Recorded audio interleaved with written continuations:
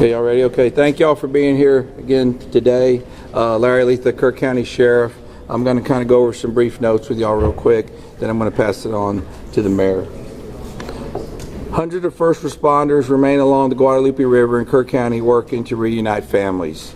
The large search and rescue effort, including local, state, federal, and volunteer agencies, continue. As of 8 a.m. Central Time, 87 deceased have been recovered in Kerr County, including 56 adults and 30 children. Identification is pending for 19 adults and 7 children, with 1 additional person still unidentified.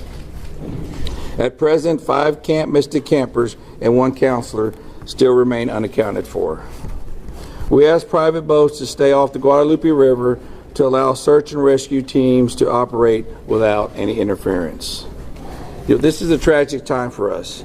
We're so grateful and thankful for all the resources that have been provided to us to do this job. And I can assure you we will not stop until this mission is complete. At this time, I'm going to turn it over to City Mayor.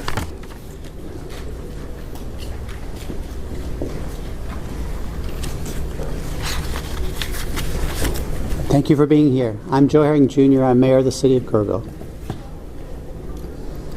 I want to reassure our community and those families that the city, the county, the state, and the federal experts are working together, not separately, but as one team. If you go inside the Emergency Operations Center, you don't see silos. You see one team. I want to talk briefly about in-kind donations. The outpouring of generosity has been tremendous, and we are grateful. We are working on a new system to accept donations. And when those plans are complete, we will post them online on the city's Facebook page. We are grateful. We need a new system to handle the generosity of the world. Financial donations can still go to communityfoundation.net. That's the community foundation of the Texas Hill Country. Again, we are grateful for the generosity of the world. Over and over, I've asked you to pray. It occurred to me that I haven't asked you for what to pray specifically.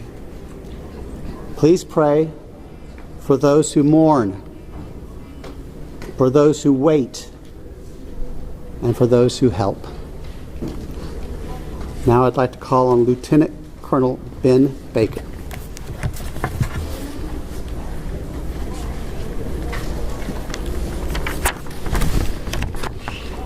Morning, everyone. Thank you for being here. My name is Ben Baker, Lieutenant Colonel for Texas Game Wardens.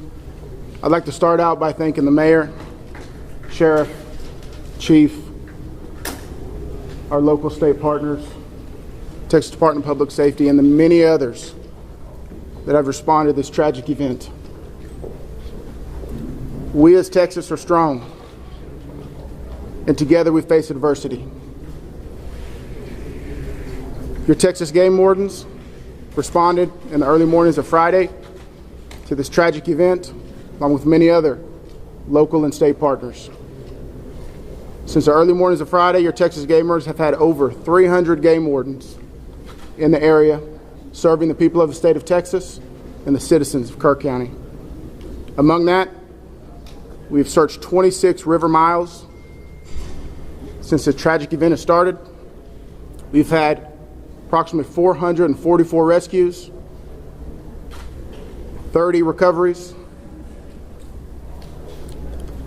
Some of our resources and assets we have dedicated to this tragic event include 2 helicopters with hoist teams, 12 drone teams, 10 K-9 units, 9 swiftwater boat crews, 15 airboats, 16 UTVs, and 169 four-wheel drive vehicles. Your Texas game wardens will remain here and serving the community. We just ask you to continue to pray for the victims, for the families, for your first responders, for everyone involved. We'll open it up now to questions, if anybody has any. Can you talk about how challenging it is for you guys in the mud, the big trees? What's been like the different terrain? No, thank you for that question. Extremely challenging. You know, we've got, of course, your Texas game wardens out there, your local, your state partners, Texas Task Force 1. We've got the National Forest Service out there. We've got A&M Forest Service. We've got numerous responders with specialized capabilities where we've got these large pile of debris. And with our K-9s and you know, when we're trying to make these recoveries, these large piles can be very obstructive. And to get deep into these piles, it's very hazardous. And those specialized teams have to go in there layer by layer because our first responders, also the safety of them is concerned. So it's extremely treacherous, time consuming, it's dirty work, the water's still there. So we're having to go layer by layer, peeling these off to make those recoveries. What about mentally? Like, when you guys stumble across someone who may be deceased, how do you process that? Absolutely. We process it the best we can. We have professionals in place, our crisis intervention team. All the agencies have some members representing there, and officer wellness is a first responder wellness is a key component to these operations. So we're maintaining and monitoring our officer wellness, our first responder wellness. We're making sure they have the support. It's very tragic whenever you see human life, but to see a child and that loss of life is extremely tragic. More rain is expected to come down west of us, and eventually it's going to get down to the Guadalupe River. Is that going to put a halt to the searches? And if not, how are you going to change the trajectory of the search and rescue operations? So with the water coming down, that is always a concern, and I'm sure you've been monitoring the last couple of days where we've had some reports of maybe some additional water coming in. Obviously, that's going to impact the search and recovery efforts. You know, us with numerous other agencies do have air capabilities, drone capabilities. We've got numerous fixed wing, rotary helicopters here. So it will alter our patrol patterns and alter our searches, but it won't deter them. I have a question for the what specific discussions and actions were taken between the time the first flood emergency alert came in at 1:14 a.m. and then when the river first started flooding homes hours later? What were the specific actions and discussions that happened in those hours? Can you repeat that again, please? Absolutely.